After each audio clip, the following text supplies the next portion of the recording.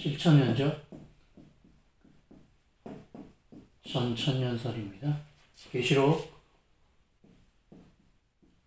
4장을 가겠습니다. 자, 1장과 2장과 3장을 지났죠. 계시록 4장입니다. 요한계시록 4장부터 본격적으로 환란이 준비됩니다. 실제 환란의 시작은 6장이고요. 4장과 5장은 7년 대환난을 준비하는데, 이 7년 대환난을 하늘이 준비한다는 그러한 의미를 강하게 계시하면서 하늘 보좌가 나옵니다. 그래서 소제목으로는 하늘의 준비, 하늘의 예배로 되어 있죠.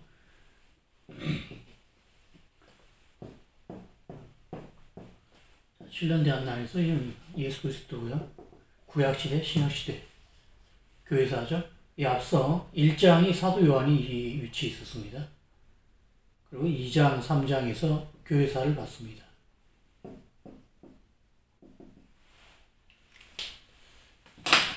그리고 4장, 오늘 4장, 5장인데요. 이 두 장이 이제 하늘 예배라는 그 소제목으로 되어 있는데, 이 두 장이 교회사죠. 7교회가 교회사입니다. 자, 4장에서는 시작하면서 하늘 예배가 나오면서 이 7년 대환난이 그 악의 세력에 의한, 사탄에 의한 환란처럼 좀 오해하고 있는 부분이 있는데, 그렇지 않으면 아주 명백하게 선포를 하고 있습니다. 이 7년 대환난은 성부 하나님께서 직접 주관하시는 환란이에요.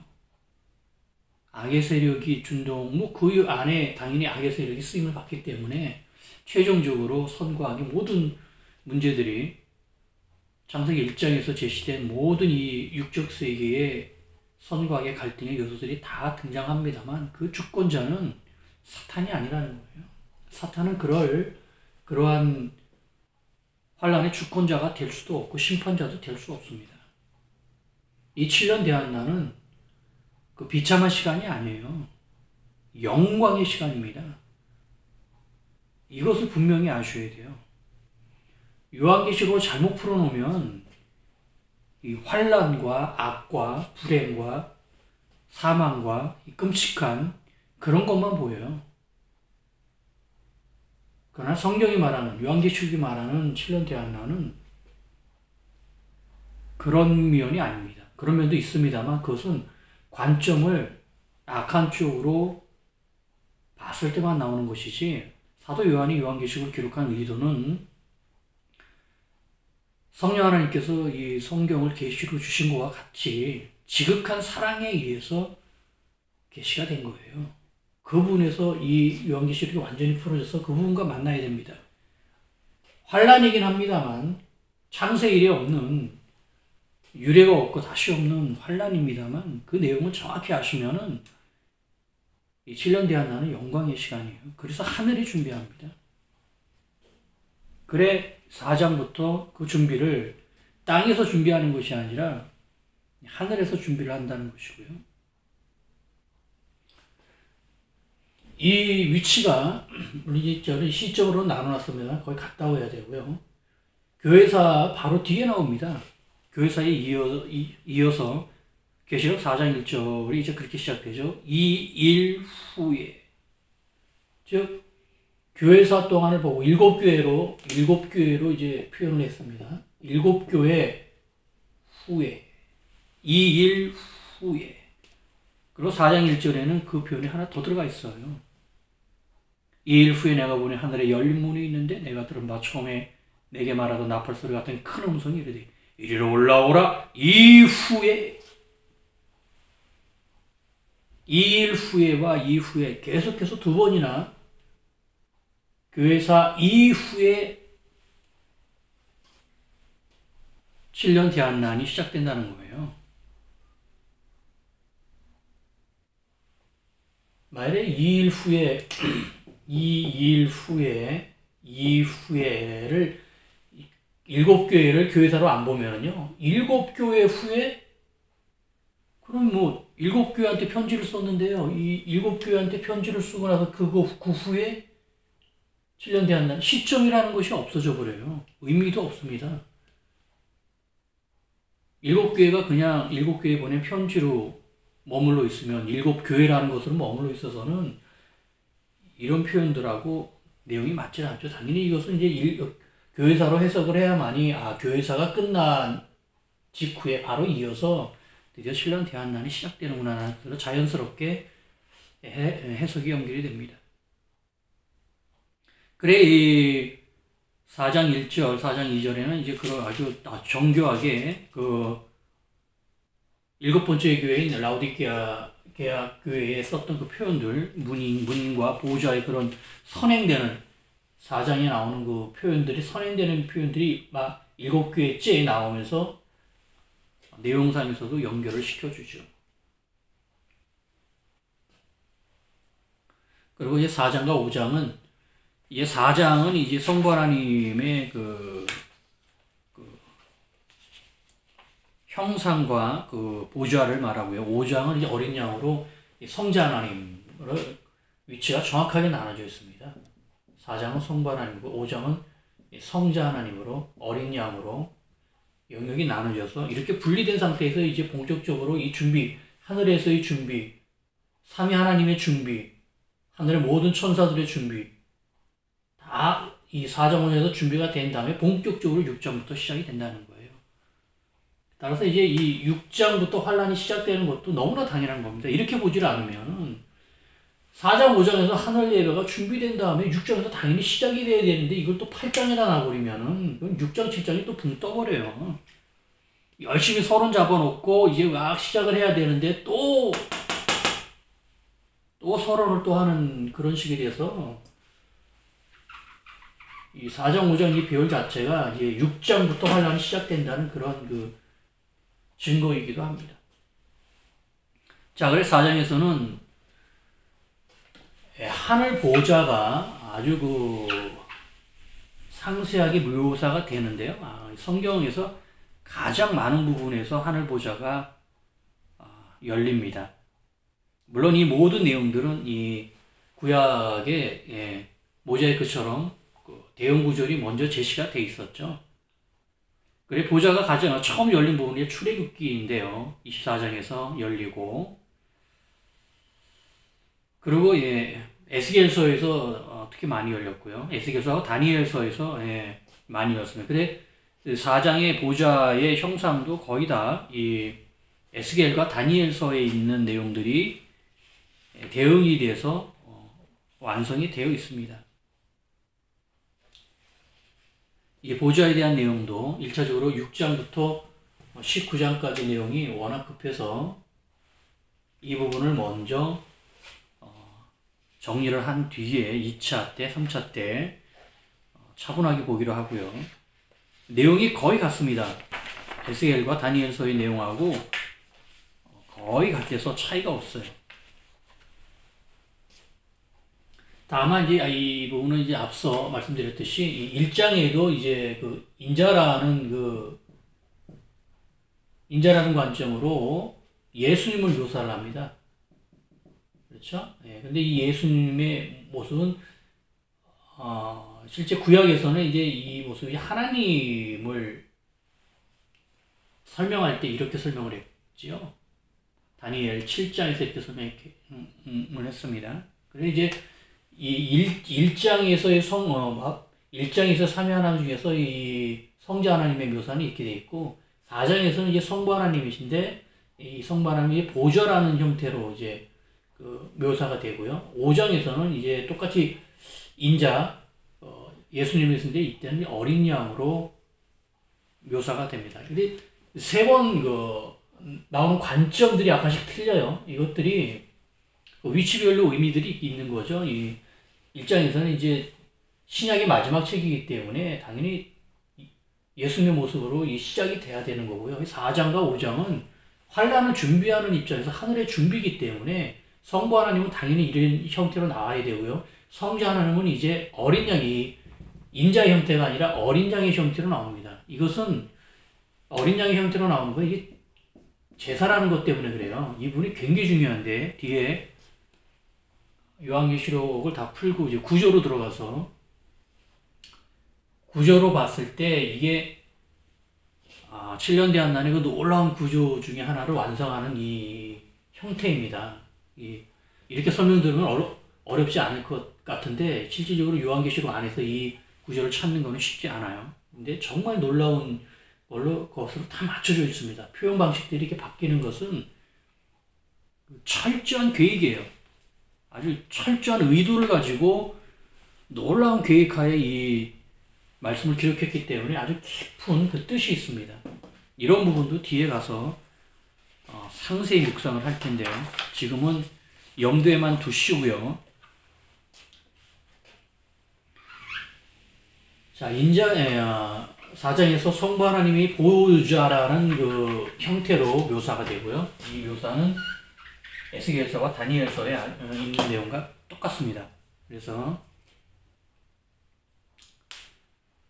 자, 그 뒤에 이제 24장로가 이제 4장 4절에 나오죠. 자, 앞서 이제 그 교회사를 하면서 잠시 말씀을 드렸는데 이 부분에서는 조금 이제 7,000년 역사와 더불어서 설명을 드리지 않을 수가 없어요. 지금 이제 계시록 4장 4절에 이제 24장로가 나왔어요. 자, 24장로가 누군지는 모릅니다. 이들이 24명이 누군지는 모르고요. 또 그것이 중요한 것도 아닙니다. 이 사도 요한이 갑자기 이 성경에서 구약에서 장로가 시작이 되는데 이 장로군은 전부 다 70장로예요. 그렇지 않습니까? 이 70장로가 만들어진 것은 야곱이 이제 창세기 46장에서 애굽으로 이주할 때 그 이주의 그 인원수가 70명이었잖아요. 그 이주 인원수가 이 70명에서 이 12아들의 후손까지 해서 여자는 빼고요. 이 70명인데 이렇게 명단이 나오는데 이 70명에서 결국 이들이 애굽 시절을 거쳐서 뒤에 430년 뒤에 출애굽을 하면서 출애굽 때는 이미 70장로가 만들어져 있었어요. 즉 이것은 70명 이주 인원에서 12아들에서 파생돼서 번성한 그 각 아들이 이제 지파가 되면서 거기서 지파의 어떤 대표적인 성격으로 70명의 인원수가 그대로 70의 장로로 형성이 된 것으로 봐야 됩니다. 이렇게 시작이 돼서 이후에 구약의 모든 장로의 수는 뭐 실제 70명이겠습니까만 그 대표하는 대표성을 지니고 있는 것이죠. 항상 70명의 장로, 70장로만 얘기를 합니다. 이 24장로라는 것은 이런 형태는 없어요. 신약에 와서도 뭐 신약은 장로를 워낙 이제 구약처럼 다루질 않기 때문에 당연히 신약에 와서는 70장로도 없습니다만 이 신구약 걸 때 전혀 없었던 이 형태가 이 마지막 책에서 갑자기 나온다는 거예요. 24장로라는 것이.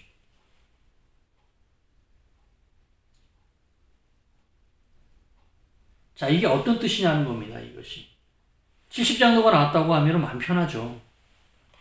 또 보좌를 둘러 70보좌들이 있고 그 보좌들 위에 70장로들이 신호수 이렇게 표현이 됐다면은 구약과 딱 맞으니까 고민할 필요도 없습니다. 그냥 간단해요. 그런데 이 24장로를 표현하면서 이 내용이 틀릴 수는 없는 것이고 착각일 수도 없는 것이고 뭔가 깊은 의미를 지니고 있는데 이것이 무슨 뜻이냐는 겁니다. 자, 여기서 중요한 것은요, 이 장로가 중요한 게 아니에요. 24가 중요한 겁니다. 24가. 지금 요한계시록 마지막 책에 와서 또 7년 대한날을 앞두고요. 직전에 와서 한 표현들이 다 중요하고 소리할 수 없는 또 글 자체가 압축이 돼 있어서 토시 하나도 소리할 수 없는 그러한 말씀에서 이 갑자기 나온 이 24라는 것은 반드시 해결을 해야 되는 것이지 모르겠다고 아니면은 대충 이렇게 넘어갈 것이 아니라는 겁니다. 사도 요한이 이 내용을 알고 있었는지 알지 못하고 마음으로만 받아서 기록했는지 모르겠지만 저는 이 내용을 알고 굉장히 놀랐어요. 자,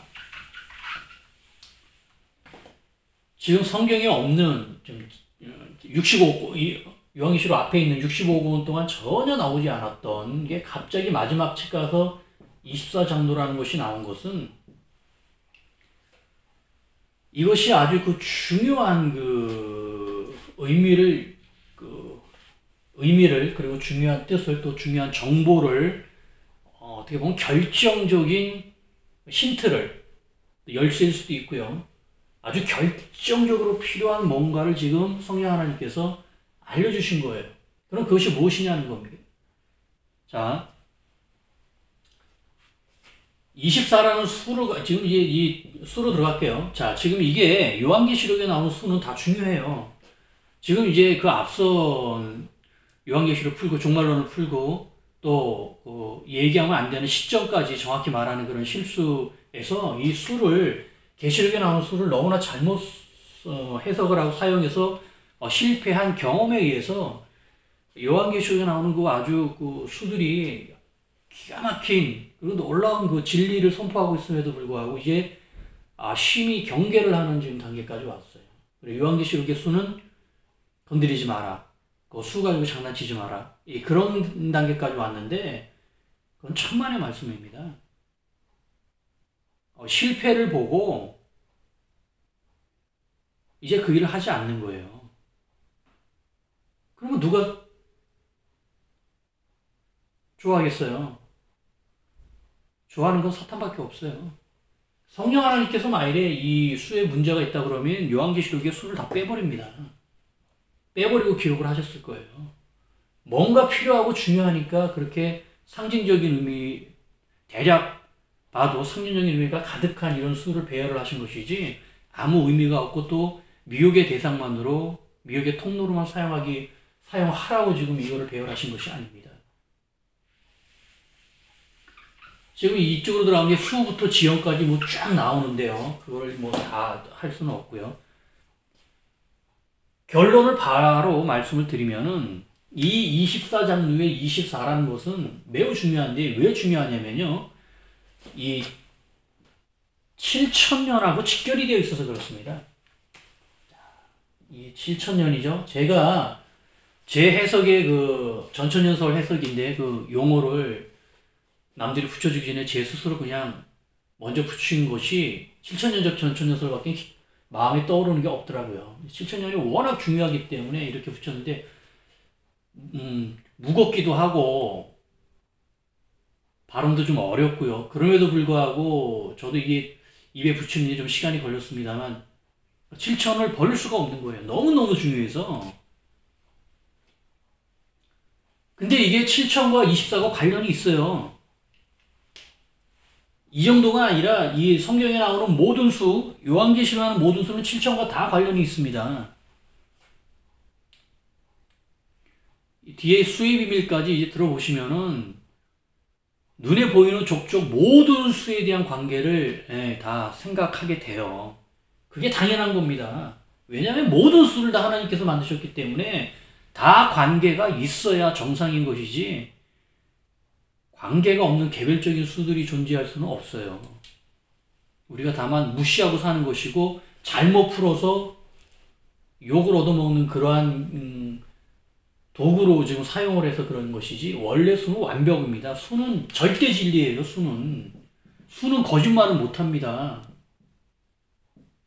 성경도 진리고 하나님도 진리고 예수님도 진리고 성령도 진리지만 수도 진리예요.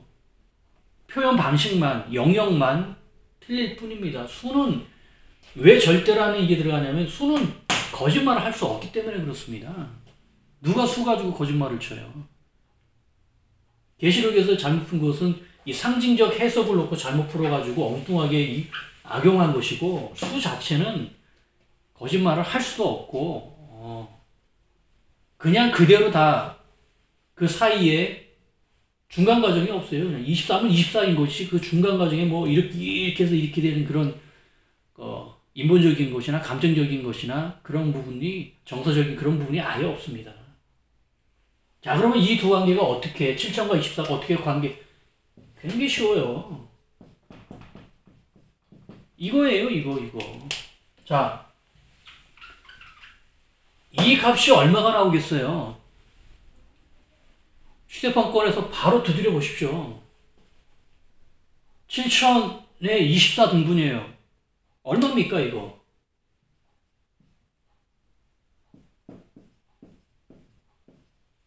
이렇게 나옵니다. 할렐루야. 할렐루야. 자, 7천을 24 등분을 하면은요, 24 장로여서 그 수를 그대로 등분을 하면은 놀랍게도 그 값이 얼마냐면은 291.666이에요. 이거는 곧 292입니다. 우리는 앞서 292를 봤잖아요. 지금 제가 수 가지고 장난치는 게 아니에요. 수는 절대 진리라 그랬어요. 292가 떠오르지 않나요? 292가 앞서 어떻게 나왔죠? 자, 7천년이 있는데 7천년이 있는데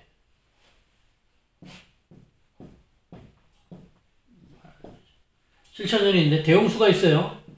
대홍수가 1656년 창조력에서 1656년 후에 발생합니다. 그 뒤에 아브라함이 출생을 하는데요. 아브라함은 대홍수 뒤에 292년 뒤에 출생해서 할렐루야! 여기서 292가 나왔어요. 어머나. 자, 지금 얘기가 어떻게 돼요? 자, 이게 줄줄이 지금 다 엮여져 있다니까요. 이거를 빨리 간파를 하셔야 됩니다. 예수님 초림과 재림인데요. 여기가 예수 그리스도죠. 서력 기점이에요. 4114년입니다. 우리가 재림으로 추정입니다. 재림은. 연대는 모르고요.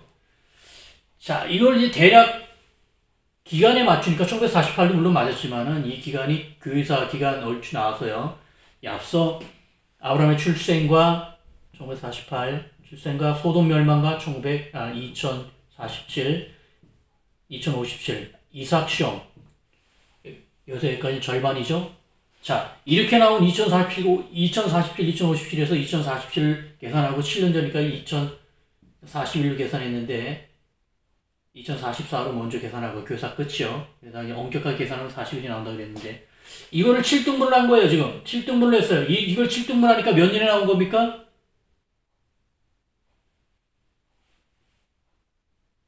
300년으로 7개를 300년씩 계산하면 2100년이 나오니까 기니까 짧이 하니까 우리가 만난 290이라는 수가 나와서 292년이구나 하고 계산하니까 2044가 나온 거 아니에요. 그리고 이거를 7등분으로 이렇게 나눠놓으니까 한 교회당 기간이 292년이 나왔어요.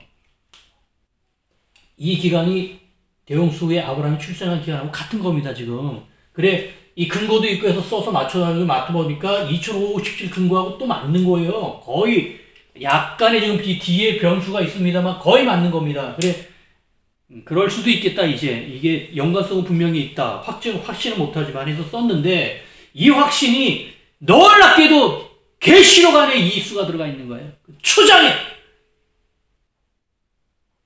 환란이 시작되기 직전에 하늘 예배가 하늘에서 보고 환란을 준비하는 그 내용 안에 생판 나오지 않았던 24 장로라는 의문의 이 존재가 나타나면서 24라는 수가 갑자기 나타나는 거예요. 7천년을 몰라서는 이게 무슨 뜻인지 전혀 모르는데 7천년을 아는 순간 나눠보니까 똑같은 결론이 나오는 겁니다. 할렐루야! 즉, 이 얘기는 뭐냐면 대홍수 후 292년 뒤에 출생한 아브라함, 그 아브라함은 놀랍게 제가 7천 역사 첫 증거로 이 아브라함은 대홍수부터 1948년에 출생한 거예요. 여기서 제가 7천년 역사의 첫 열쇠가 터졌다 그랬잖아요. 아브라함을 대홍수부터 계산하면 292년도에 출생을 했지만 천지창조부터 성경에 기록된 천지창조부터 계산하면은 1656년과 290년을 합치면 되니까 1948년 뒤에 출생한 거예요. 이 1948년은 서력기원으로 1948년에 이스라엘이 건국되잖아요. 이 놀라운 우연의 일치에서 모든 묵상이 지금 터져 나온 거예요. 그런데 여기서 이게 세 기점으로 2057년, 세 번의 2057년도 나온 거요. 나왔죠. 계속 그 내용 7천 역사에서 말씀을 드렸고요. 자, 거기서 대홍수 후에 292년 뒤에 아브라함이 출생했다는 이 내용이 이제 7교회로 와서 했는데도 거의 얼추 맞았단 말이에요. 지금 제가 겸손하게 말해서 얼추 맞았다 그러는 것이지, 이건 거의 맞은 거예요. 완전히 맞았다고 해도 제가 아니라 다른 사람, 지금 신학계나 그런 정도의 강도로 얘기하면 이건 그냥 맞은 거예요. 제가 심하게 얘기 안 하려고 지금 낮춰서 얘기를 하려고 지금 이렇게 얘기를 하는 것 뿐입니다. 이게 실질적으로 맞은 거예요. 그런데 이 기간이 이제는 24장도가 나오면서 7천년을 알면서 무슨 얘기를 하냐면, 대홍수 후부터 대홍수 후 292년 뒤에 출생한 아브라함의 이것이 결국 7천년에 24분의 1이었다라는 거예요. 기간이 7천년 전체의 24분의 1이었던 겁니다. 지금 근데 7교회는 이게 24분의 7이에요. 그래서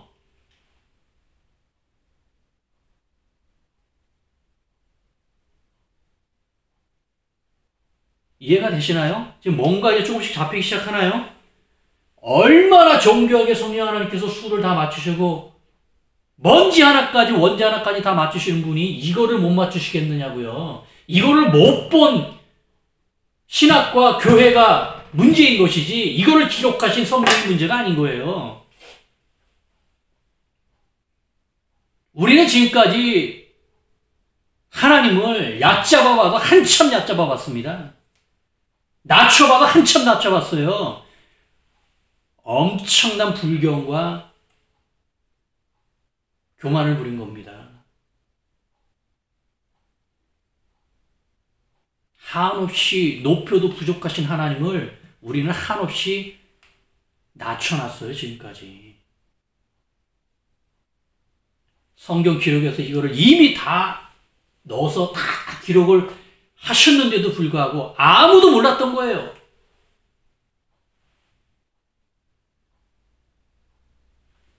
그래 난데없이 24장로가 나온 겁니다.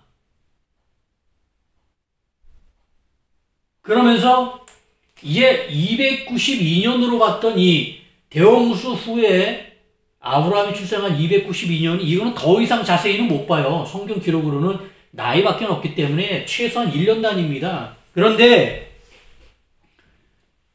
7천년과 24장도가 나오면서 24등분이라는 걸 아는 순간 이제 1년 단위가 아니에요. 이거는 이거 계산하는 거는 뭐 말씀 안 드려 아시겠죠? 291.66666666년이 몇 291년하고 며칠인지 몇 시간인지까지도 5분만 두드리면 나옵니다. 그냥.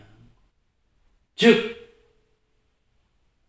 24장도는 292년이라는 연단위, 1년 단위의 정확도가 아니라 훨씬 정확한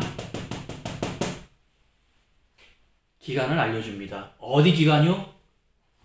7천년의 24등분의 기간을 먼저 알려고요. 두 번째는 이 이름으로 인해서 7개의 각 교회의 기간은 물론이고 교회사 전체 기간을 아주 디테일하게 알려주는 거예요.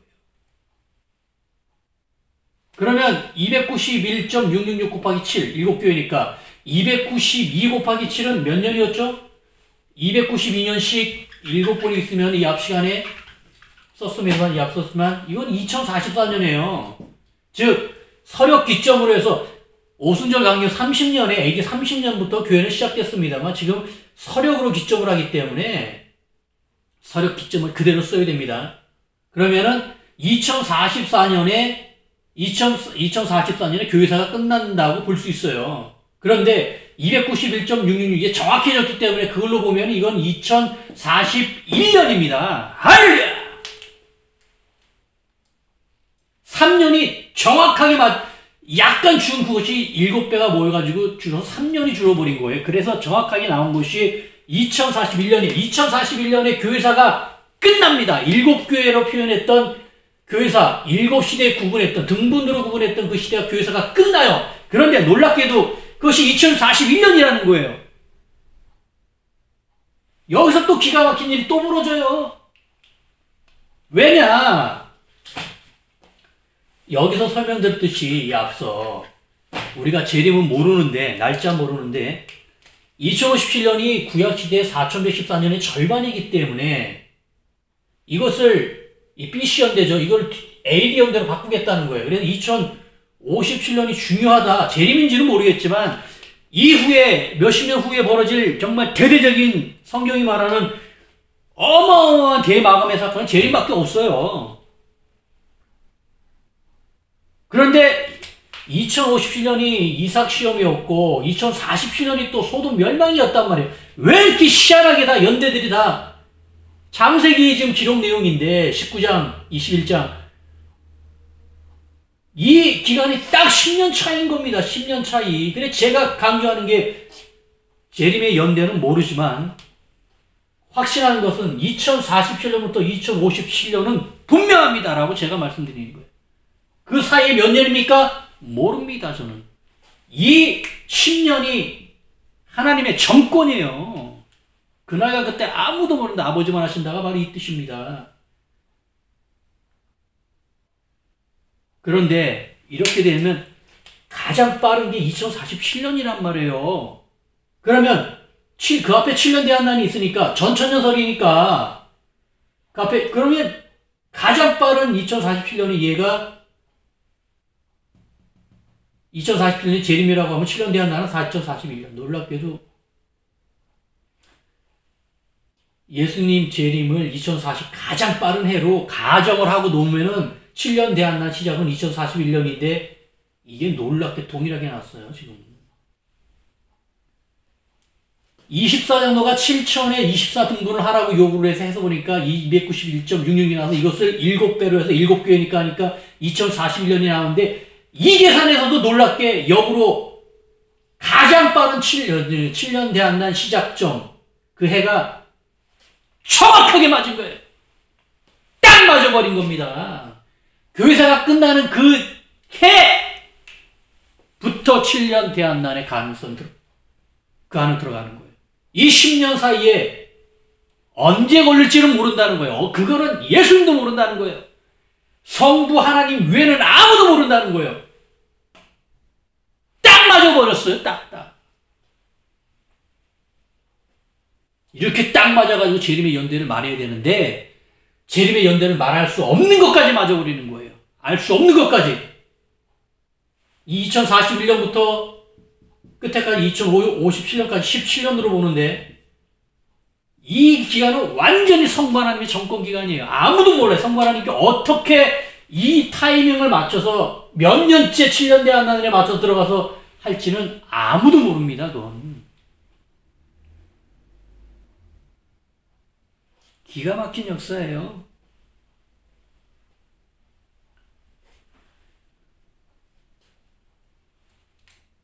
이런 이유로 제가 7천년이 너무너무 중요하다.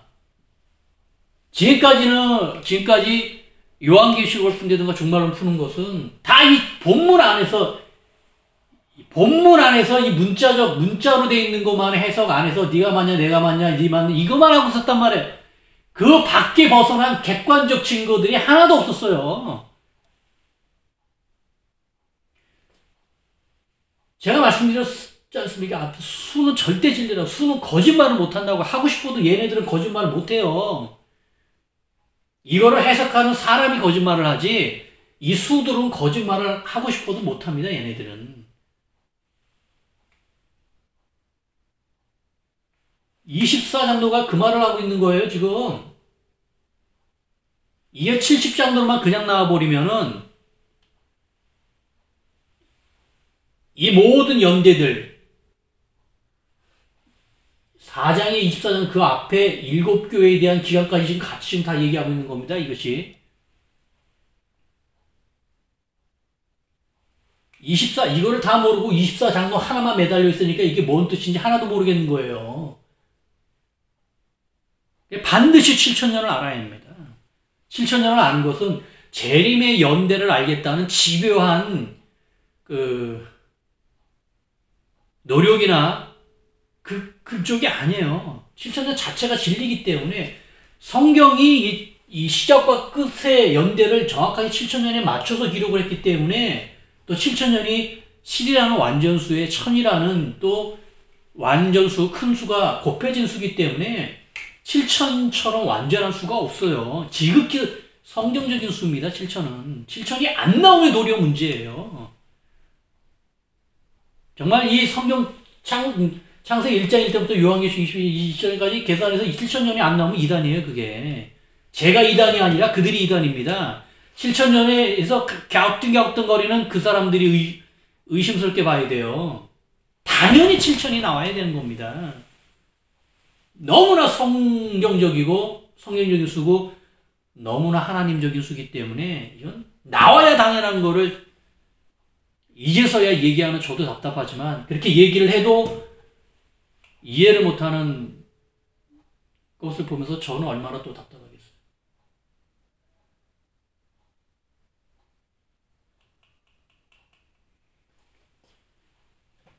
자, 여러분에게 낯설었던 7천년적 전천년설의 7천년과 또 낯설었던 24장로가 만나면서 어마어마한 연대의 비밀이 다 지금 밝혀집니다.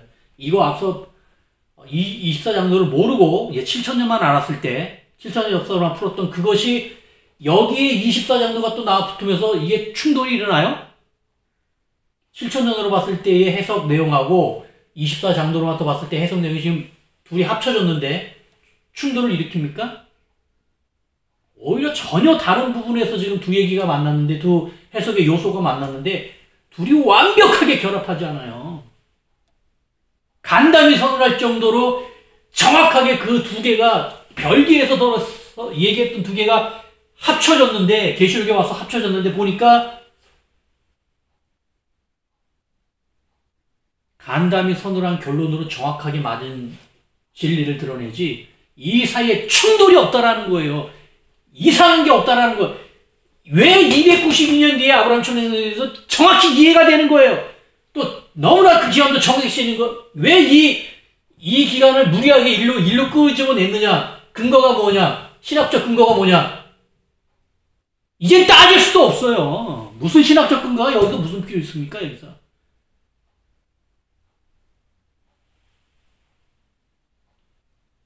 그 신학적 근거를 따진다는 그 신학은 도대체 왜 이걸 발견하지 못했어요?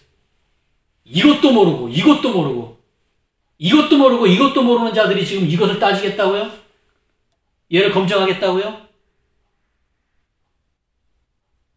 그렇게 검증해놓으면 제3자가 봤을 때 인정하겠습니까?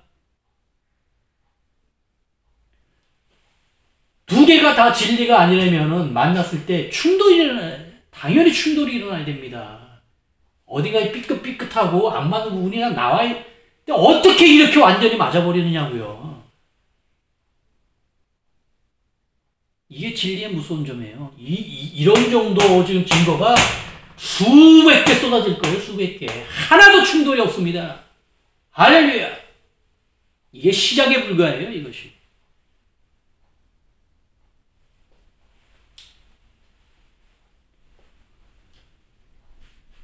자, 24장로가 이 엄청난 연대의 재림연대까지 포함해서 이 앞선 교회사의 해석부터 해서 7년 전체 얘기를 지금 너무나 먼 거리에서 너무나 어렵게 지금 달랑 표현되어 있는 겁니다. 자, 이해가 되셨죠? 많이 선명해졌을 거라고 믿고요. 이 내용을 보관하는 내용은 앞으로 전혀 예상하지 못한 주제에서 막 쏟아집니다. 걱정하지 마시고요. 묵상만 하고 계십시오. 나중에는 만물이 다 똑같은 얘기를 합니다. 만물이 7,000년이고 만물이 24장로고 만물이 290년이에요. 만물이 7개고 만물이 예수입니다. 만물이 재림입니다. 다 그렇게 바뀌어버립니다. 할렐루야. 이게 하나님의 역사고 이게 전지전능하신 하나님께서 만드시는 세계, 세상의 당연한 현상이에요. 이게 밝혀진 것이 마지막 때가 다 됐기 때문에 드러난 겁니다. 제 능력으로 어떻게 이런 걸 알겠어요? 자, 이 안으로 조금 더 들어가서 확인을 하고 넘어가겠습니다. 자, 이렇게 되면은요, 이게 24가 이제 24 등분을 말하는 거 아닙니까? 24 등분이요. 그렇죠? 24 등분인데 24 인류도 그렇고요. 저도 그렇고 여러분도 그렇고 24를 언제 제일 많이 써요? 24라는 수를 이런 식으로 쓰진 않겠죠? 제가 성경을 24권 갖고 있습니다. 이런 식으로 쓰지 않을 거예요, 별로. 그리고 제 손가락이 24개입니다. 이렇게는 못 쓰죠. 자, 저도 그렇습니다만 이걸 제일 많이 쓰는 게 뭐냐면 시간입니다. 시간. 하루가 곧 24시간이에요. 뒤에 이제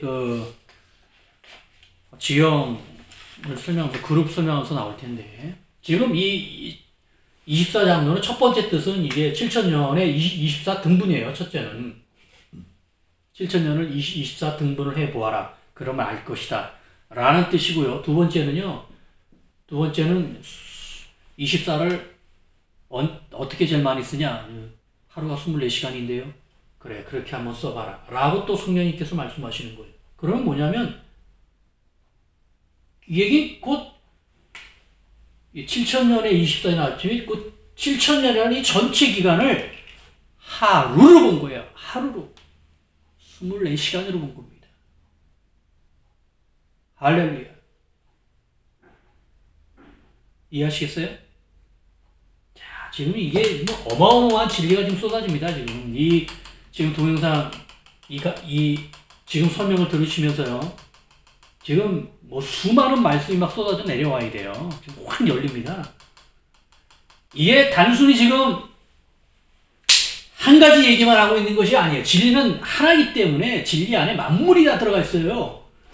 자, 지금 창조부터 예수 그리스도까지 4,114년이 성경적 수를 그대로, 나이를 그대로, 연대를 그대로 더하면 4,114년이 나오는데 2,050년이 마침 그거의 절반이라는 거예요. 절반이라는 겁니다. 근데 이 절반을 이제 BC가 되겠죠. 이를 AD로 넘길 수 있느냐는 거예요. 세상에 그런 법칙이 어딨냐. 넘겨보자. 네, 그건 앞서 말씀드렸고요. 자, 넘겨왔어. 그래, AD 2057년에 했는데, 그러니까 이 2057년, 이 세 개가 나온 거예요. 그렇죠? 이거의 합이 2057년 세 개의 합이 얼마예요? 6,170일 아닙니까? 자, 남은 기간이 1,000년 왕국으로 있고요. 그래서 끝에 가서 심판에서 7,000년이 딱 되는 것인데, 세상에 2057년, 이렇게 기계적인, 성경을 어떻게 그렇게 기계적으로 어떻게 그렇게 해석해, 취향도 독특하다고 그렇게 하시는 분도 계실 텐데, 이건 취향의 문제가 아닙니다. 제가 만들고 싶어서 만든 게 아니에요. 만들고 싶다고 만들어지는 것도 아니고, 이단이 말씀 바꿔가지고 막 말도 안 되는 거 뒤엉켜가지고 꾹꾹 눌러가지고 엉뚱한 괴물 만드는 거하고 틀린 거예요. 그게 아닙니다. 제가 계속 앞서 말씀드렸듯이 이 구조가 여러분은 낯설지 않아야 돼요. 또 낯설지 않습니다. 낯설 수가 없어요. 낯설면 간첩입니다, 정말. 이게 왜 낯설어요? 너무나 기계적이다. 어떻게 성경의 역사를 이렇게 기기적으로 딱딱딱딱 맞춰가지고 당신 미쳤느냐? 이렇게 말씀을 말아먹느냐? 천만의 말씀입니다.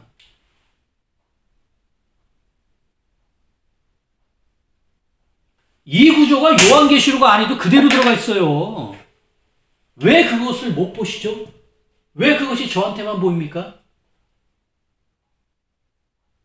2057, 2057이 무척 낯익잖아요. 이게 뭔 줄 아십니까? 24시간이라니까요. 여기서 감을 잡으셨어야 돼요. 왜?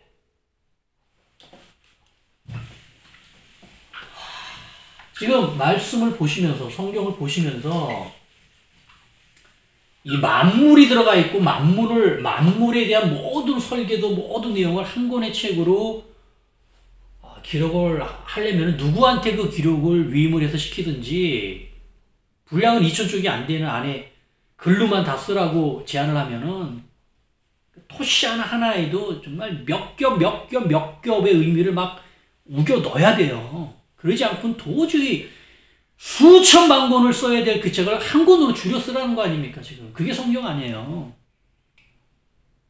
그러니 동일 구조가 막 여러 형태로 막 눌러가지고 계속 삽입되어 있는 겁니다. 부분. 지금 이게 2057년 이것이 전혀 낯설지 않아야 하는 이유가 뭐냐면요. 이게 요한계시록이 말하는 777재앙 아닙니까? 이게 3중 7재앙의 형태하고 똑같잖아요. 할렐루야! 세 번의 2057년은 도무지 이게 뭔지도 모르겠고